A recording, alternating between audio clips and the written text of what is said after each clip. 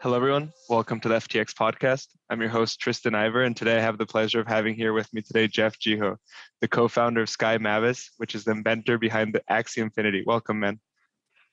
Thanks for having me. Excited to be here.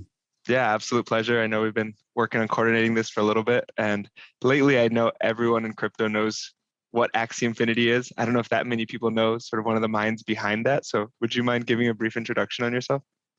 Yeah, sure. So I'm Jeff. I'm a co-founder of Sky Mavis. We're the inventors of Axie. My broad goal is to increase the size and strength of the Axie community and economy.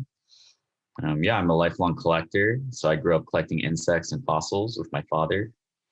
And I grew up playing video games, mostly Blizzard stuff. The first thing I ever did on the internet was play StarCraft on BattleNet. I've always thought that games are an amazing introduction to bleeding edge tech. That's me. Awesome, man. Yeah, BattleNet. Wow, good times. The memories. So I'd be curious to touch on that a little bit because you said from pretty early age you were collecting, these fossils and different things. But were you also doing the different trading cards and whatnot, or was it mostly nature focused? Yeah. So, and I also collected a lot of other stuff. I collected Pokemon cards. So I have, Shadowless Charizard and some first editions from, the first run that was done by Wizards of the Coast of the Pokemon cards. I used to collect Nike Dunks. I used to collect vintage polo. Generally into collecting stuff. My dad, I think, has that collector's gene, and it kind of was passed on to me. And how did that develop into learning about crypto and blockchain, sort of going down that rabbit hole? Sure. So, I think to a lot of us on the Axie team, we were never really interested in crypto when it was kind of purely about, price going up. Only financial applications. So I actually met Trung and Alexander, who are also co-founders of Sky Mavis. I've met them playing CryptoKitties.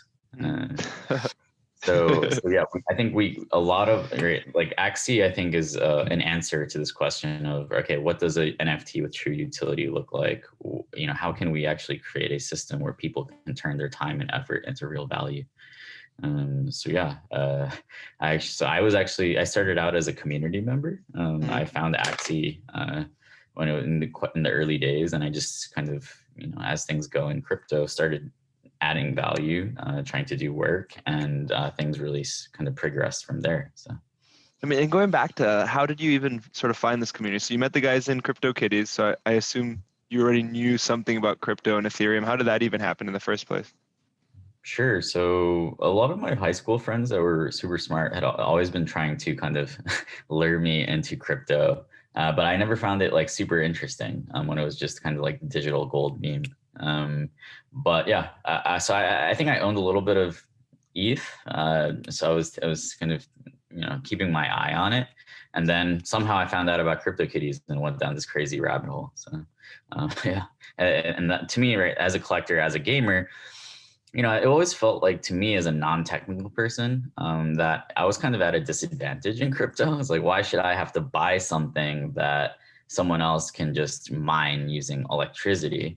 Like, where's like my way to kind of use my unique skills and talents to kind of enter the ecosystem without having to, I don't know, buy my way in. So I saw right, NFTs as an interesting way where I could leverage, maybe my social skills and things like that to kind of, help build a community and kind of push a project forward.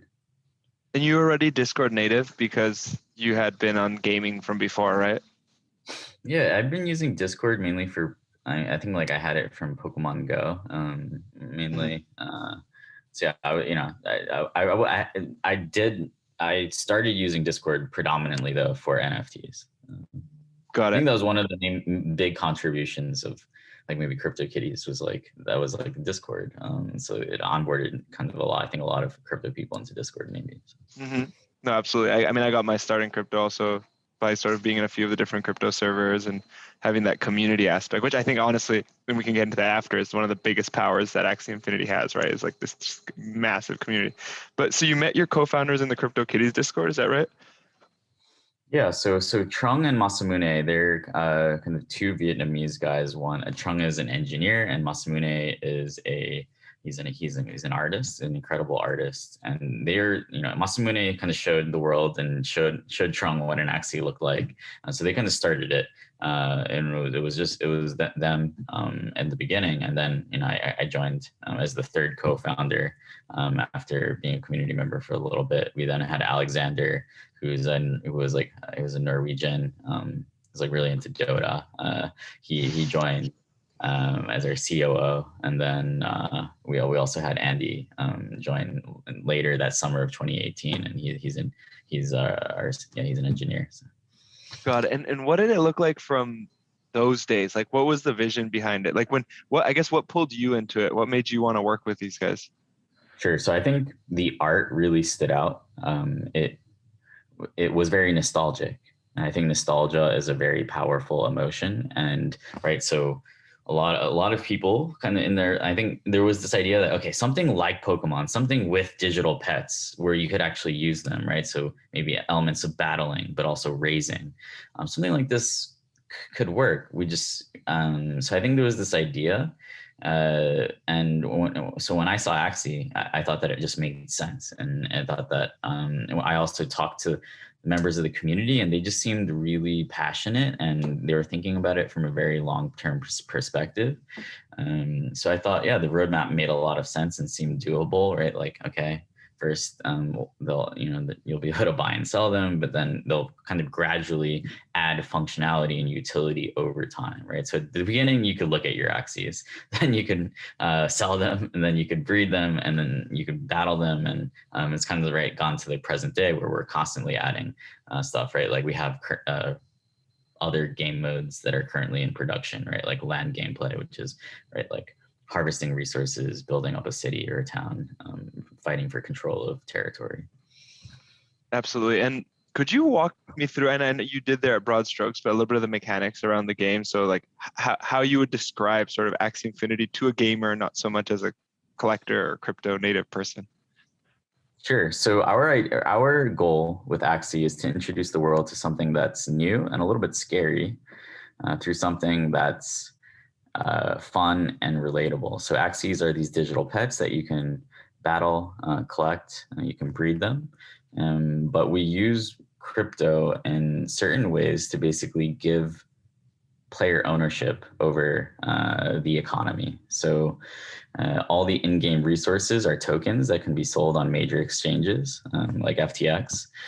And Axies themselves exist as non-fungible tokens, which are basically unique tokens, and they can be traded peer-to-peer. So our business model is a little bit different. So rather than taking 100% of the revenue generated by the game, we're only basically taking this 4.25% protocol fee as well as a breeding fee. The other in-game spend is peer-to-peer, right? So this basically aligns the incentives between the inventors of the game and the community, where everyone is really aligned towards growing this digital economy.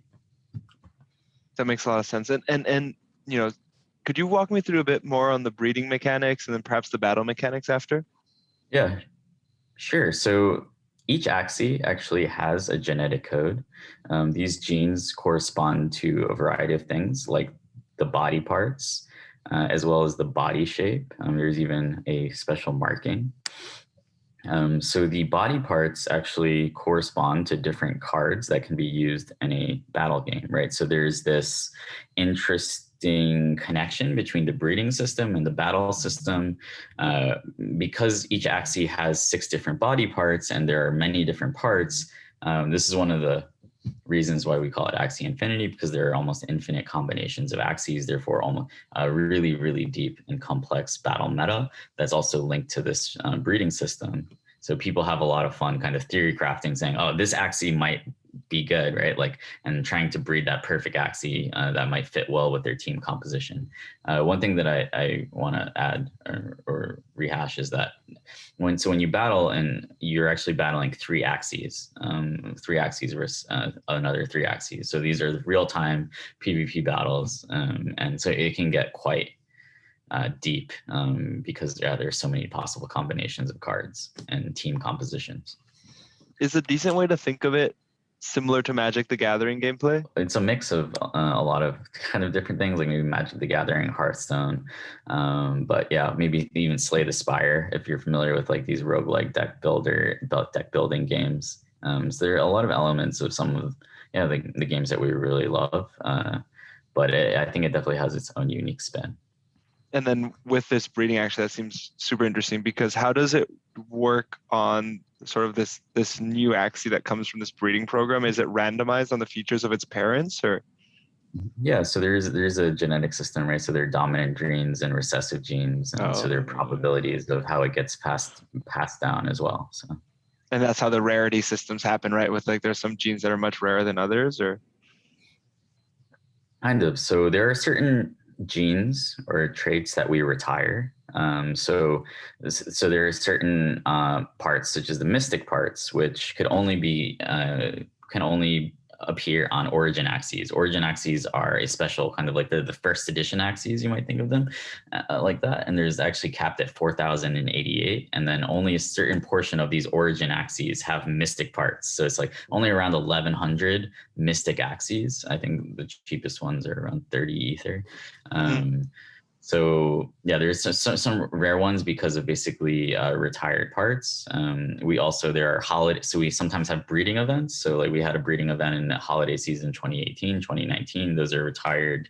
There used to be a thing where if you bred with your browser language set to Japanese, you could have these special Japanese parts. And we actually kind of surprised it. We retired that system when we moved over to our own sidechain called Ronin. And I think that was really exciting for a lot of our breeders who, they've been breeding Japanese parts because they thought they were cool. And then all of a sudden these things became, got a set rarity, right? So I think the axie, one of the reasons that we've done well and been able to onboard more than 1 million users is that we have this ability to expand the axie population based on demand from either a combination of the current player base and the new players. So I think, what we've been able to do is we have this collector system. So it does, right? Like there is this element of collecting really scarce axes that have capped supplies. Then there's also this ability to, for the population of axes to expand to accommodate demand from both new players and the existing player base. That's why it's infinite, right? Because in reality, there's a near infinite amount of axes that can come through the progression of time as people continue to breed them. Yeah, there's infinite combinations. I mean, there's also this idea of axie as an infinite game, right? Where it's like, at one level, there are games that you can play with your axes, but there's also a larger game where you can play axie just by being an amazing community member, evangelizing, right? You can build a business on top of axie, just like YGG has done. So I think there's also this idea of axie as an infinite game. Well, yeah, okay. So I was gonna wait, but since you touched on that, can you go into YGG a little bit? The scholarships, like, you guys aren't just building sort of a community of users. You guys are building some type of minuscule world economy or something. I don't know exactly how. Do you have a way of describing what you guys are building? We think of it as a digital nation where we have this blossoming, burgeoning, emerging market, digitally native economy. Basically, so with YGG, there's basically so over time as the game has gotten more rewarding, I guess, in terms of, okay, you can earn these tokens. Those tokens fluctuate in price. They've gone up in price as demand for axes has increased, and just the game has gotten more popular. The price of axes started to become quite expensive, actually. So I think axes are around $200 each now. But so this created an interesting kind of problem where the price of axes was going up, a lot because of increased popularity of the game. But a lot of the people who need Axie the most are in countries where they cannot afford a $600 team of Axies. So yeah, a user named AK, he's the first one to do it. He basically created the system where he started lending out his teams. So what we've done is we've disconnected the ownership of the Axies from the ability to use them in game. So if you just have a QR code that's generated by the account owner, you can actually play the game on their account without actually being able to take their assets. So yeah, so basically scholarships are a system in where the asset owner, the Axie team owner, shares a QR code or shares ability to play on a team with a scholar, and they agree on some percentage cut or token sharing of what the scholar earns while playing the game. So then the next step was that there started to be these organizations like YGG, and then there are many others, innumerable, where basically have come into the ecosystem, acquired Axies, bred Axies, and then really turned this into kind of like a large scale operation. The awesome thing too is, right, it's these projects now become kind of like Axie spin-off franchises as well, where they are incentivized to grow the game. They are making lots of content. They're recruiting streamers. They are, for example, YGG made this awesome documentary, which kind of did a lot to, I think, open the eyes of the world to Axie. So for us, right, like growth is really kind of driven forward by the community. It's very grassroots. I think that's how it needs to be in crypto. I think like we can be there, right? Like listening to their needs, talking to them, inspiring them, sharing our vision, making sure that everyone understands what Axie is about and how to talk about Axie when they talk about it. But a lot of the initiatives are truly, right, decentralized or really owned by the community. Yeah, I mean, that's amazing, right? You allowed people to build businesses on top of the business that was there. So yeah, it's really, it is a network or a protocol in many ways, right? Like a protocol around battling and collecting these cute pets, cute monsters. it's so interesting because usually, yeah, there's the composability element in most DeFi protocols or different on-chain applications, but it doesn't seem that scalable from the human perspective versus what you guys are doing is very scalable from the human perspective. And I'd be curious to hear a little bit more about your sidechain, Ronin, and sort of, I imagine that at some point, sort of being on ETH like came with growing pains and how that transition worked for you guys. Yeah, sure. So we love it. We love Ethereum. We have been building on it since 2018. But yeah, like basically running a high throughput application on mainnet had a lot of issues. We don't see mainnet as the settlement layer, or sorry, we don't see it as the application layer, right? It's great for storing value and settling value, but running applications, it's not its strong suit, and I don't think that's what it's meant to do long term. So yeah, we would go through times where we couldn't onboard new players because gas was too high, or people couldn't breed Axies because of really huge gas fees. So we knew that we needed to build something to basically make Axie faster and cheaper, more accessible. And so yeah, we looked into a variety of solutions, but everything was just so experimental, and it was very hard to trust other teams building a sidechain, right? So we felt like we had the legitimacy and the team, the technical chops to be able to spin up an EVM sidechain that would work for our community. And I think the result has been astounding. That was, rolling out Ronin over the last basically couple of months has really been the catalyst that's gotten us from tens of thousands of users. I think we had 40,000 Axie holders on April 28th. We had 40,000 Axie holders, and we're now at 1.3 million. Dude, that's explosive growth right there. That's insane. Blitz scaling. Frick. That was, yeah. So for anyone that was keeping up with it, they probably had a very good insight into how fast everything. Like if you had just been in the Discord, the new joiner channel was just going insane, right? But we're now at the Discord cap, right? We hit 800,000. So we need to negotiate or something, figure out a way to get it lifted, or move to more like community forums, right? Which I think it might be the next like stage or evolution of DAO tooling. But yeah. yeah, I mean, quick apart here, but I think that makes a ton of sense from the forum perspective. I was a super heavy forum user. I still am a little bit, but I used to play a lot of RuneScape private servers, and each one would have their own forum for different things, and those communities can get so lively and become so valuable over time with just the storage of knowledge. Because one of the downsides I think from Discord in general is that it's a bit hard to pin things that have happened in the past, in the sense that there's just so much going on all the time that things get lost. While with forums and threads, it's a little bit easier to sort of sort stuff out. So that makes sense from the DAO perspective. You guys are one of the biggest Discord servers in the world right now, right? Yeah, I mean, we've hit the cap, and I think there are less than 10 Discords that have hit the 800K cap. So. Does this all feel pretty unreal? Like I don't know, how does this feel to you to have seen this last few months? Yeah, it's definitely, I don't know, we feel the solemn responsibility to, right, like there's so many more stakeholders within the ecosystem now. So it's been great. But yeah, I think we're super focused. It's kind of hard to celebrate, I guess. Yep, no, that makes sense. If anything, it's just more work all the time, right?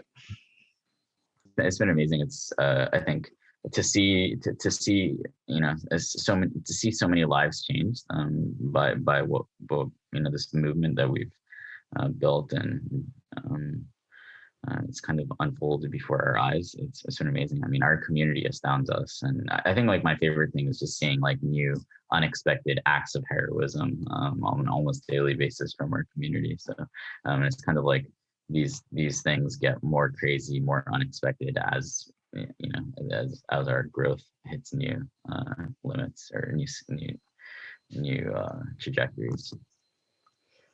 Yeah, I mean, can you touch on that a little bit too? I know, when you're saying how this game changes people's lives, I don't think all the listeners have enough context to know that you guys are literally supporting probably thousands of families around the world at this point, and I'd love to hear a little bit more on that. Yeah, sure. So basically, with the COVID pandemic, people all over the world have been losing their jobs. Physical work has been destroying. So I think that gaming and participating in these digital economies is going to be super important moving forward. And so what we saw is that, okay, as the game got more popular, the price of in-game resources like SLP, the smooth love potion, started to increase.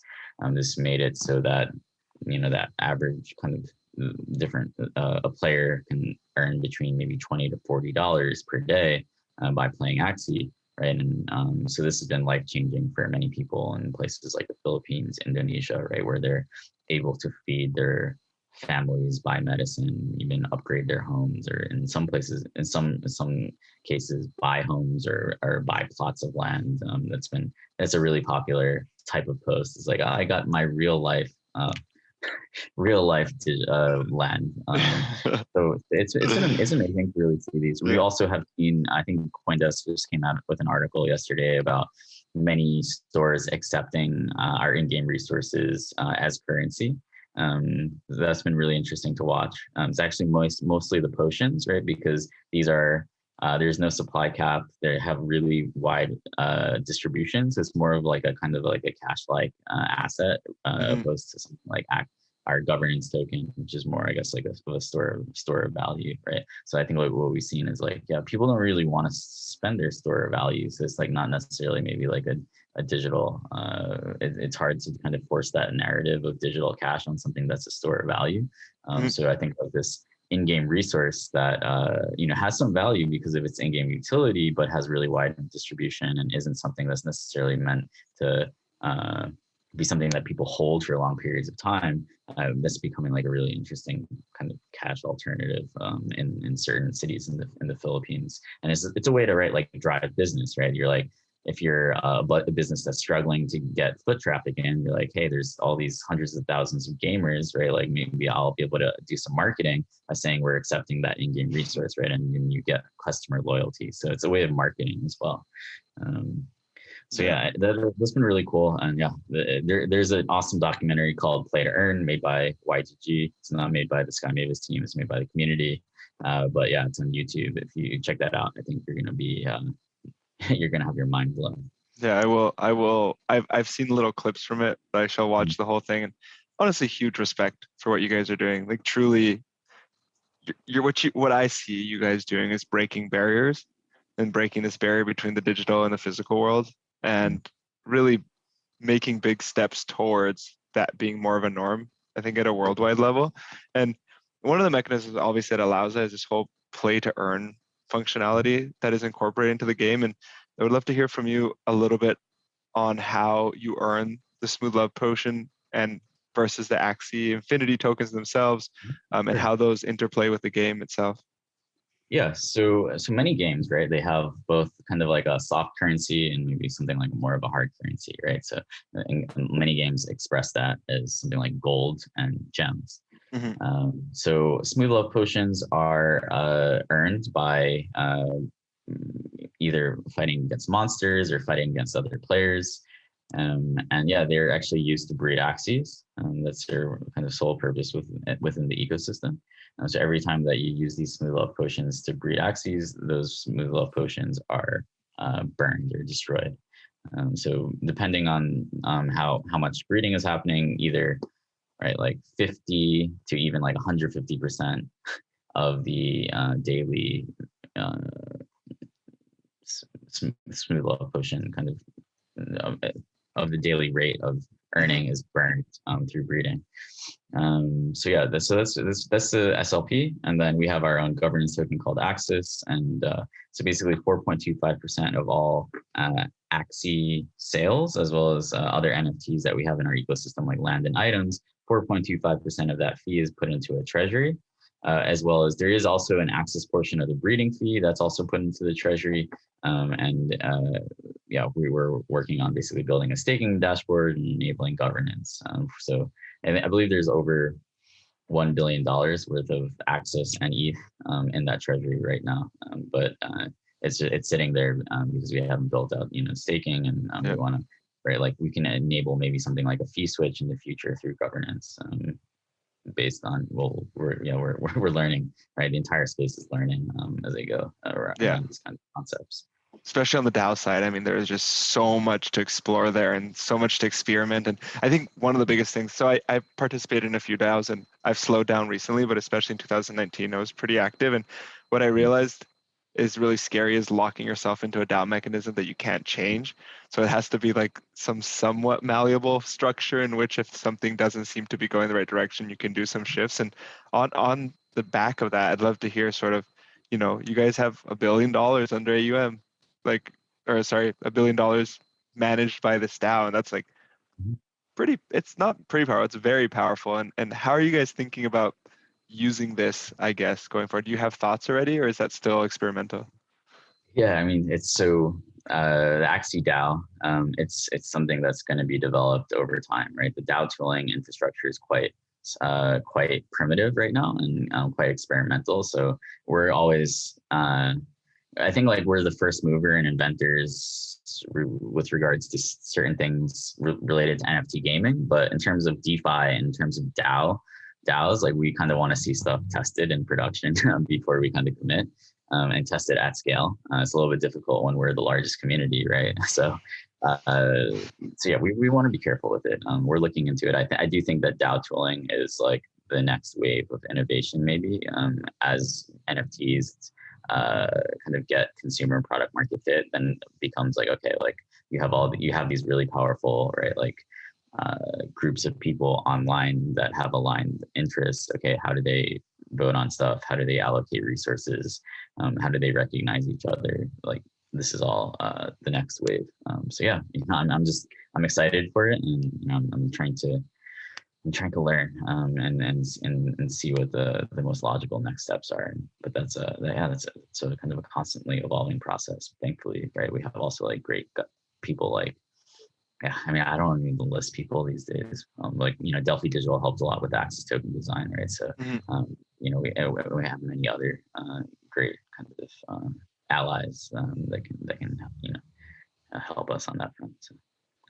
Yeah, absolutely. And how do you guys, you have 800,000 freaking people on this Discord server, right? Like if every single one of those only sent one message a day, it'd be impossible to read every single message. How do you, because I know like a lot of these are very active and they're offering you guys feedback and they're saying what things that they want, they don't want, et cetera. But how do you guys filter for that? Do you just have a huge team of people just in the Discord managing, or how does that work? Yeah, I mean, there's top-down management and there's bottom-up management, and we need to facilitate both. So we do have, right, like angels and kind of a support team, and they're also working closely with channel mods and things like that. It's like maybe 20 to 30 of them, right? So they're kind of like 40 to 60 people that have been empowered by Sky Mavis to help manage the community. But then there's also, right, the base incentive alignment. That people don't want toxic people within the community. People want to be nice because that's all good for the in-game economy in some ways, right? So yeah, it is tricky. It's gotten much harder as we've scaled. Things start to break.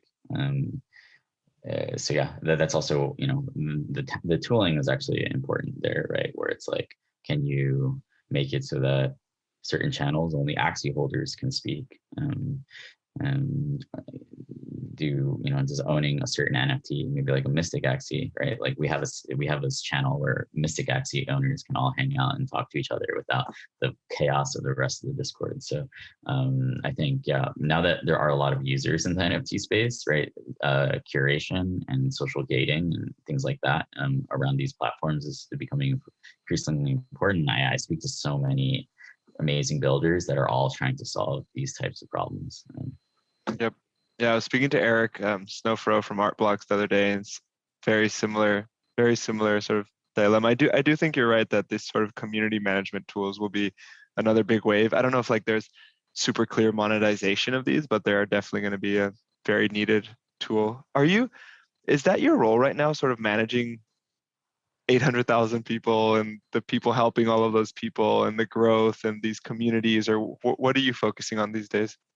I mean, so my broad mandate is to increase the size and strength of the community and the economy. So I do kind of a bunch of different stuff. I also handle right now like how we kind of write about Axie. So like writing our announcements and kind of strategizing our content, right? Our kind of top-down content strategy, kind of transmitting our vision, Trung's vision, to the rest of the community. So yeah, I also have a hand in economic design, like battles balancing. Yeah, I think right as a co-founder, part of the next challenge is finding people that can take over little certain aspects of your role. Especially these days, I'm more public facing, right, and it's kind of a lot of new responsibilities that come with exponential growth, I guess. Yeah, I mean, it seems fun from the outside, at least. I hope you're having fun, but what you guys are building looks really fun. I think that's one of our secrets with Axie is that it's fun to work on as core team members, and it's fun to work on as a community member. So yeah, I think that's really important. Like we have insane retention in terms of contributors and content creators, as well as core team members. I think we've had one person leave Sky Mavis in 3 years, maybe 1 or 2. So. Wow, that is very impressive, especially because crypto companies have pretty high churn. So yeah, damn, I didn't even know. 2 people. Holy shit, that's really cool. It means you guys are doing something right there. And something before I forget that I wanted to ask you is, I know a big part of the debate around play to earn has been sort of how you balance that with pay to play. And how do you guys think about that? Like, how do you think as more play to earn games come out and start growing, how do you make it so that the person, as you were saying, I mean, you guys have the good mechanism where you let people that own the Axies have other people play and do revenue sharing, but are there other mechanisms you guys are thinking about, or is that sort of a core one? Yeah, so I think what we're touching on is like long-term sustainability of the play to earn ecosystem, right? Like the money, the capital flows have to come from somewhere. So over time, the amount of capital or the percentage of the capital spent within the ecosystem, right, has to be increasingly for fun or status or social signaling. So more like collecting, right? People expanding their collections to have more diversity in battle. But yeah, there's also right external sources where marketing budgets of large corporations are going into the Axie ecosystem as well, right? Where you build your brand, right? So that's also right, like coming in subsidizing the play to earn economy. Where right, like we're not a normal game company, right? They would take the marketing fees for themselves, right? And that's how they would make money. But marketing fees within the Axie universe, they kind of go directly into the player economy as well. So it's the real answer, right? Is that it's a multi-year, multi-stage process and needs to be handled carefully. I will say that Axie is growth dependent for now, but I'll also say that all of crypto is quite growth dependent. If you're not growing in crypto, you're kind of dying. Yep. It's just very obvious in crypto. And that's also why we have such volatility in crypto as well. But I think that's also a feature of the system rather than a weakness, because everyone knows that growth is important and everyone is basically working towards growing the network. Yeah, well answered. I like that. I'm gonna think about that more, because I think this is actually one of the fields in crypto that's just gonna keep growing as well. The last question for you, Jeff, is more of a personal question. It's, what advice would you give to people that want to enter the space? And it could be the blockchain gaming, it could be Axie Infinity, it could be anything adjacent to that, but things that have been helpful for you that you think could be helpful for others. I would say, not to put too much pressure on yourself and just to join communities and see what types of products and what types of communities you really enjoy being a part of and working in. So when I joined CryptoKitties, I thought it was interesting. I thought I thought that the community was very active, and the idea that the community members could. I think right now the space has become very professionalized or something, but I think that maybe loses some of loses some of what made it special in the early days. So try to maybe approach it as a hobbyist, as a community member first, and then seeing it as a potential career option later. We didn't even know when we found NFTs that it would be an industry, that it would be something that you could make a kind of a career out of, right? We were just trying to have fun on the internet and do strange stuff. Mm-hmm. Interesting stuff, I guess. Yeah, totally. And then one last personal question for you. If there is something that stood out to you in your life that has allowed you to perhaps live a better life or be a better person, or that you just think is valuable, what is something that you could share with the listeners? I think, I think a lot of people in crypto are people who kind of go their own route and don't listen to what their friends or families might say about their life direction, and I think really lean into that. I in the early days, people in my personal life, a lot of them, they kind of thought that I was crazy or ruining my life. So I think you have to find mentors. You might even need to find new mentors from within the space. There are a lot of really amazing people that and that's the cool thing, right, with these digital communities, is you have at your fingertips kind of access to many amazing people. So if people are in your personal life are telling you that crypto is this and that, try to ignore them. And I actually physically separated myself from everyone in my personal life almost, right, where I moved to Vietnam for almost 2.5 years to work on Axie. I think that was actually a really important part of my maturation process. Thank you, Jeff. Thanks for sharing that, and thanks for coming on the podcast, man. No, it was awesome. Thanks for having me, man.